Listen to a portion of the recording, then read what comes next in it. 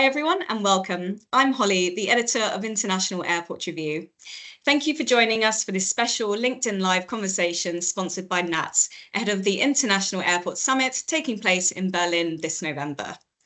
Today we're diving into one of the biggest questions facing airports right now. How can we unlock hidden capacity on the airside without building anything new? With global traffic levels returning and in some cases surpassing pre-pandemic highs, many airports are facing mounting pressure to do more with what they've already got.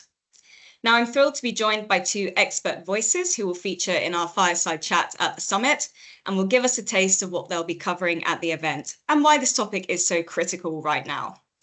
So joining me, we have Chris Miles, Chief Operating Officer at Calgary Airport Authority. So welcome, Chris. Thanks, Holly. Great to see you. And Marco Rueckert, Chief Technology Officer at Searidge Technologies. Welcome to you as well, Marco. Thanks, Holly. Great to be here. So firstly, Chris, as an airport, how is your traffic growth looking and what challenges are you facing with your airside operations? Well, certainly we've been exceptionally fortunate. We're one of two airports in Canada that have actually returned well above the pre-pandemic levels. So we've benefited from a robust hub carrier and the growth associated with that. But like every airport, we've certainly had our fair share of challenges from construction and managing construction during increased capacity. But for us, really trying to drive additional capacity is all about even before the aircraft is here. It's really under the data exchange, understanding the common structures, understanding common goals, making sure we're talking the same language with our carrier, our partners, our regulatory agencies. It's really airside optimization is a function of the entire ecosystem, which is how we look at it. And then really aligning it on our strategy as an organization and how do we drive the ultimate value for both our guests and our customers and our airlines. So when we look at one parcel of airside optimization, technology plays a huge role, but really making sure that we've got the common structure and the common strategy, because once the aircraft are out on the airside, it's not a competitive environment so much, it's really driving the efficiency. But in order to drive the efficiency, you need to make sure that you're truly partnering with all the providers at the airport. And really what we see as an enabler of that is how do we share the data and making sure that that data is robust and synchronous. So what you've also heard, and I'm sure Marco may weigh in on it, is one of the biggest challenges within airports and data is it's not all in a common format. And ultimately it's a little dirty.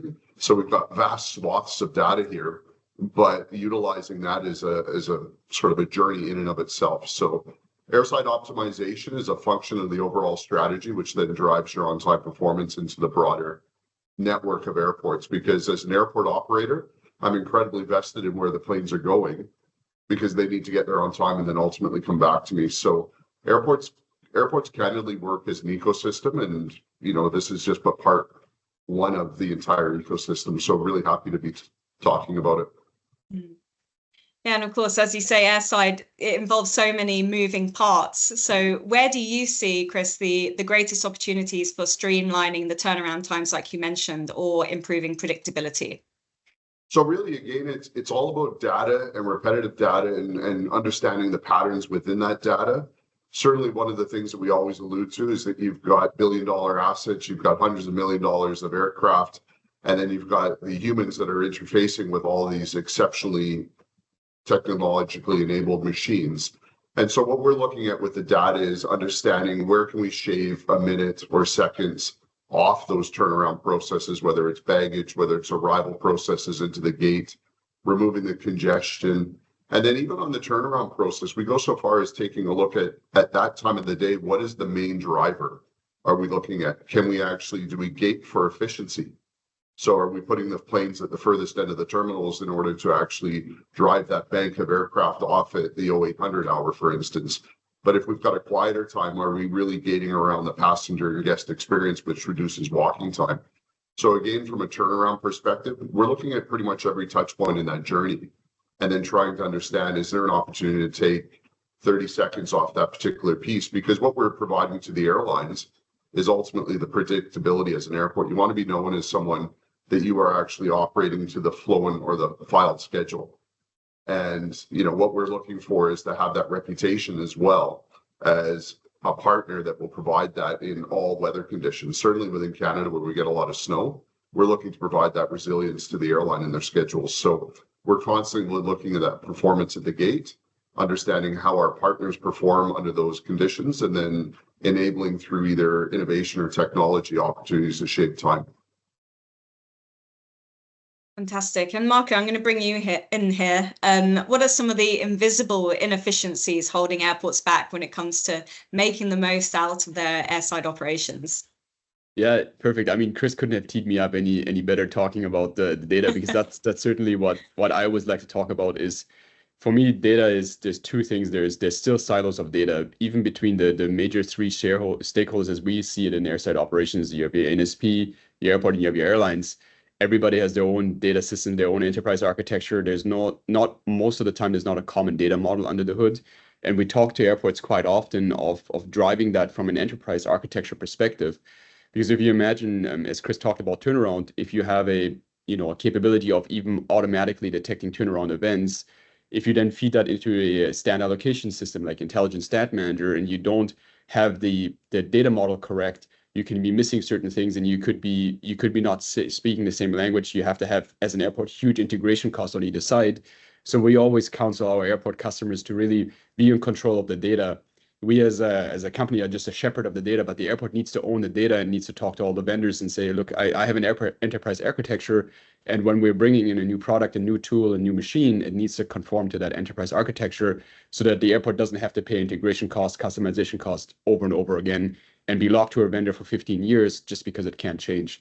So I think the invisible inefficiencies are really about sharing the data in the first place, but then also making it so that you have a common data model where you can work with legacy systems, but it doesn't take 2 years to bring in a new system because the legacy system provider is out of business or providing minimal support.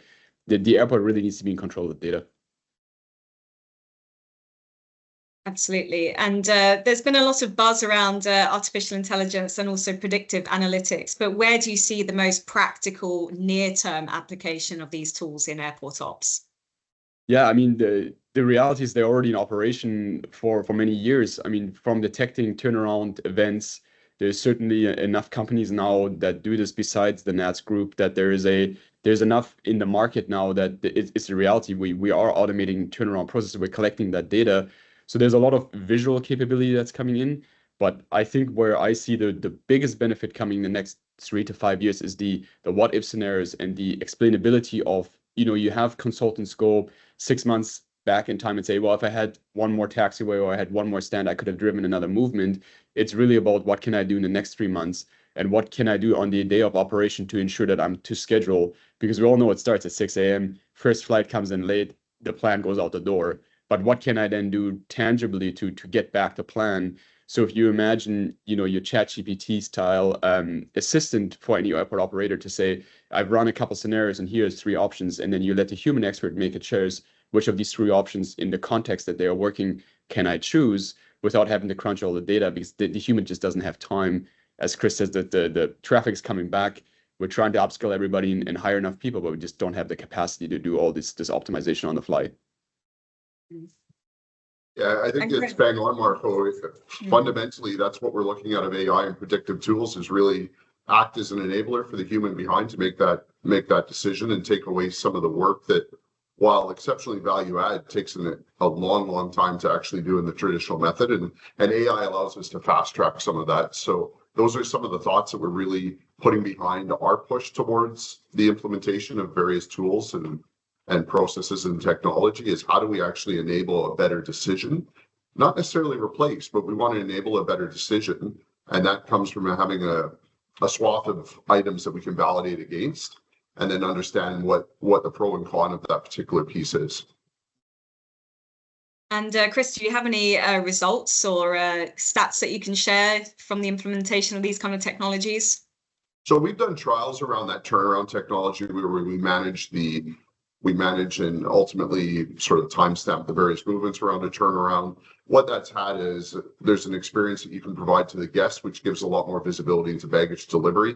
When you take a look at airport operations and airside operations through the eyes of a passenger, they care about on-time performance, but baggage delivery is a very, very big one. So really, how do you actually communicate even the smallest amount of information that says your bag is arriving here at this time?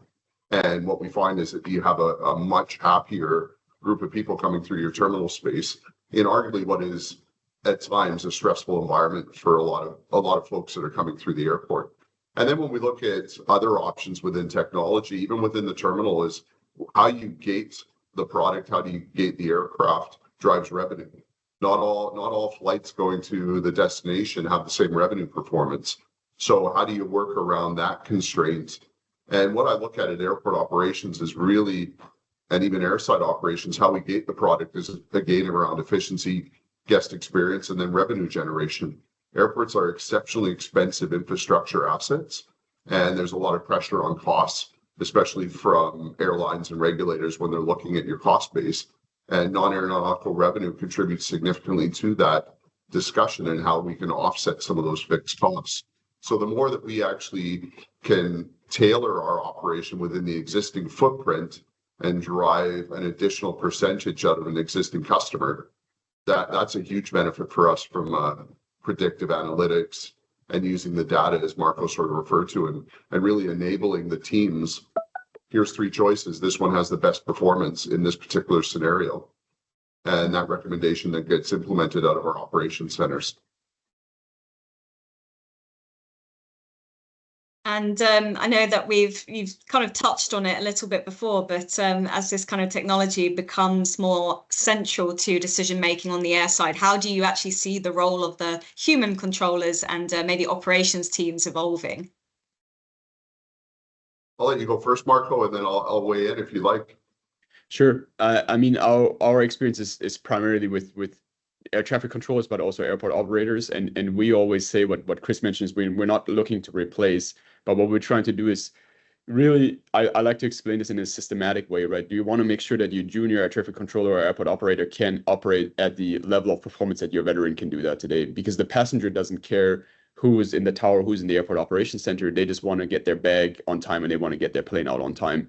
So enabling those decisions and making the decision loop a little bit more systemized, giving those assistance tools not only allows us to really increase the efficiency and allows the human to work on higher level information, but it also systemizes a lot of the decision so that you have a more junior person being able to make very accurate decision based on information that was pre-processed by an AI agent or a machine.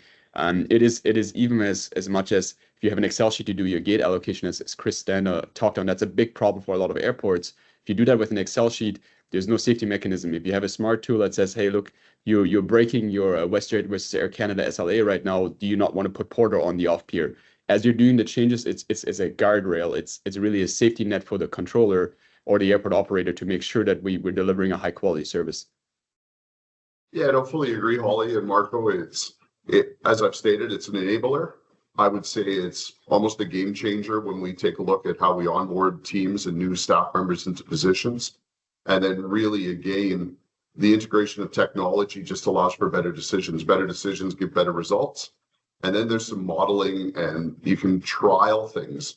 You know, the fantastic thing about predictive tools is that you can actually play with your variables and that you can actually become a little bit more educated on what the outcomes could be in an environment where there is no consequence for the trial and error approach, which is fantastic. So you end up simulating, modeling, and airports traditionally have done a lot of that with passenger movements, how we flow through the building, even on the air side, because ultimately we all go, if we're fortunate enough to have a multi-runway system, you've got a few choices. It all depends on how our ANSPs are moving the traffic around. But within those predictive tools and within the digital twins, and then ultimately I keep talking to our techs around digital triplets where I can see it in real time, not necessarily a static model, but I can start moving things around 3 hours prior and really seeing what the influence is on that decision. Then we get into a scenario where our controllers and our operations centers are really making decisions that drive the benefit for the collective community. Because again, as I alluded to right at the very beginning, once you're at the airport, the competitive environment for the airlines, the ticket is sold. So what you're really trying to do there is to move the aircraft, move the passengers, move the baggage in such an efficient manner that we're fulfilling the promise that was made in terms of an on-time performance to that sunny destination or that holiday destination or that family event, business trip. Ultimately, that's what airport operations is all about. There's promise makers and promise keepers, and data and predictive tools allow us to be better promise keepers. And how have your employees, Chris, how have they responded to this type of technology? Do they have an appetite for it, or are they a bit afraid? No, I think for the most part, pretty excited. I mean, what we have to remember too is that in personal lives, the data adoption and the digital tools have been adopted far quicker in personal lives than they have been in major infrastructure environments. I would say aviation, we are certainly focused on safety, security, managing risks. And at times that has curtailed curiosity or adoption. And really in their personal lives, everyone grabs a phone, grabs an app, you know, the wayfinding and the various predictive tools about traffic and how you incorporate that data even on your commute. So we do it every day. And then it's just a question of rolling it out. So the appetite is there. It's really about making sure that we understand it. It's not a replacement, it's an enabler. And that's what we talk about. Absolutely. And Marco, you know, you work with different airports globally. What is the one common trait or mindset that helps airport teams succeed in deploying these new technologies? Yeah, I think it's what Chris talked about. It's linking airport operation to the data infrastructure and to your enterprise architecture. So it's when we talk to air traffic control teams or airport operators and the IT team isn't part of the initial conversation, there's always a red flag for us. We want to make sure that we bring all the stakeholders into the initial workshops, into the system design. And IT is becoming an increasingly powerful stakeholders around airports. It used to be a decade ago, the ops team would rule everything, but now with cybersecurity and not really being able to say, I'm on a private network, I'm air gapped, I don't want to care about cybersecurity. That doesn't work anymore today. And the same thing we see it at ATC, where we used to have systems that ran for 2 decades. You can't have that anymore. You can't have that kind of vulnerability in your operation. So the IT team is increasingly becoming an enabler of a successful operation. And then we talk to our customers quite well, and the ones that are very mature about where they are on their digital transformation journey.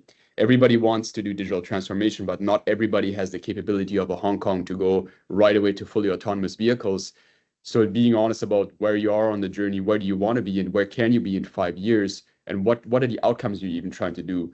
Bringing AI just to go to your shareholder and say, I've got AI now, it can serve a purpose, but it doesn't help you achieve an operational outcome or a happier passenger experience. So linking that technology adoption to outcomes that matter to the passengers and guests, that's where we see when you have all those assets in your team, when you work with an airport, it just goes a lot smoother. And we can always be successful, but it's a lot easier working with an airport that understands where they are on the digital transformation journey. Very good advice. Now you will both be discussing this even further at the International Airport Summit during your session, Unlocking Hidden Airside Capacity Without New Infrastructure, which takes place on day 1. So without giving too much away, what is the one thing you're looking forward to exploring in more detail during your fireside chat at the summit? Chris, perhaps I'll start with you. Yeah, well, Marco sort of alluded to it. You know, I would say no airport is fantastic or exceptionally poor. We're all on a journey. And the one amazing thing about airports is that we share unequivocally. So we share safety data, security data, and really what I'm looking forward in the fireside chat is really leveraging the openness of airports to say, this is where I am, this is what I learned, this is where we fell down. And if I can help another airport within that chat, or really encourage another airport in that chat to look at something differently, that's really what I'm excited about, is just the opportunity to share some of the stories that Marco has referenced from global airports. Hong Kong may be further ahead and have some amazing things, but the roadmap that Hong Kong can provide to a different airport is one of the things that we should be leveraging in these forums. Is just how do we continue to advance an airport and ensure that ecosystem, because our assets are fixed, we're vested in the performance of our neighbors and friends. And that is the piece within a fireside chat that you want to really dive into and understand. How do we share? How do we leverage? How do we continue to contribute to growth? Marco? Yeah, I mean, I don't have too much to add to that. For me, it's always about learning about different airport operations for sure. I mean, Chris has one perspective, but there are certainly going to be other panels and other airports that are going to be there. So where are people in the digital transformation journey? Do they all think similarly to what Chris and Calgary think about, or is there a way where we can unlock some other hidden capacity by pivoting our offering into the market just a little bit. But we really want to be good partners. So if we say that we have done something in Hong Kong, we're very much in that sharing nature as well. Even from a data perspective, I always say what makes us sort of different is we don't want to lock people in. You don't have to buy all the products, but we want to make sure that we are good advisors when it comes to the digital transformation journey. We can't, no vendor in the world can service the entire airport operation, but we all need to play together in the interest of sharing data. And that's something that is really important to get out and explore with people. Do they care about that? Do they see problems with vendor lock-in, and how can we address that going forward through groups like ACI and there's a data group in there. How can we as an industry come together and set certain standards that enables us to be more successful? You're absolutely right. And of course, the aim is to double the size of the industry, isn't it, in the next 20 or so years. So why do you think now is the right time for airports to prioritize their airside optimization, and why should they come in particular to the International Airport Summit to join this conversation? I think for me, Holly, airside optimization is relatively free. So when I look at infrastructure, runway assets, to build new runway assets, if you can get permission to actually build them, but they're exceptionally expensive. A digital solution where you actually, you can capture an extra move in an hour if you're a very, very busy hub, translates into millions of dollars of economic benefit for the communities that we serve. So from an airside optimization, the right time to start was yesterday, but a great time to discuss is definitely at the summit. So again, leveraging that opportunity to connect with fellow professionals. My perspective at Calgary is different. I've come from Toronto as well, which has a different view on it. And, I had the opportunity to work with ACI, and I was all over the world. So, there's always an opportunity to learn something. And then, as Marco mentioned, the ability to connect with people that have implemented these solutions, that's priceless. Yeah, I fully agree. I mean, I looked at the lineup again just yesterday of who's coming to the summit. There's some really stellar events and chats that I'm really looking forward to learning from as well. And like Chris said, I mean, airport optimization has been a topic for a very long time, but as we're scaling back now, we're seeing certainly there's strains on the system. So when we don't have to build new assets and we can optimize, even just finding efficiency, making everything a bit more smoother, staying on plan. We couldn't have started early enough, but certainly we have to do it now as we're exceeding those pre-COVID numbers again, and we're having certain challenges that are not allowing us to scale as much as we want to. And if an airport professional is watching right now and wondering, is this actually relevant to me or my airport, what would you say to them? Typically, yes. Every airport should be focused on the optimization of the asset. We've always used the colloquial term of sweat that asset, but ultimately optimize that asset and the investments that we can make to really leverage the cost and the footprint that we have. We have to all recognize that the ability to continue to grow and build is not guaranteed. So really the biggest opportunity in front of us is really the digital footprint. How do we actually streamline that process? And every airport professional has a vested interest in doing that. So I would be very encouraged and looking forward to meeting all sorts of professionals there when we meet in November at the summit. Yeah, I don't have too much to add. I mean, nobody's insulated from, even when you have a passenger flying from a smaller airport to a bigger one, they will have a different experience and see data. So that will come back. That's an expectation that's set, like Chris said, in your daily life. You don't want to come to an airport that doesn't have data available that I have in my car. And it's not one-to-one, but there's certainly an expectation now that data is shared. We're in a digital age, so you cannot just say I only have 3 movements a day. You may have a little bit more lead time before it becomes a problem, but people have expectations when they come and visit. Absolutely, that was very well said. Thank you so much to both of you for making the time for this interview. And of course, if you are working at an airport and facing pressure to increase throughput, reduce delays, or just make better use of your existing infrastructure, then this summit session is absolutely for you. So we do invite you to join us in Berlin on the 19th to the 20th of November for the International Airport Summit. Now you'll hear directly from leaders such as Chris and Marco and dive deeper into the real world strategies airports are using to unlock efficiency, all without laying a single brick. Please head to internationalairportevents.com to learn more and register your place. And to find out more about NATS and what they can do for you, head to nats.aero. And of course, if you found today's chat insightful, please like, comment and share this live stream with your airport colleagues. Thank you so much for watching, and we hope to see you at the International Airport Summit this November.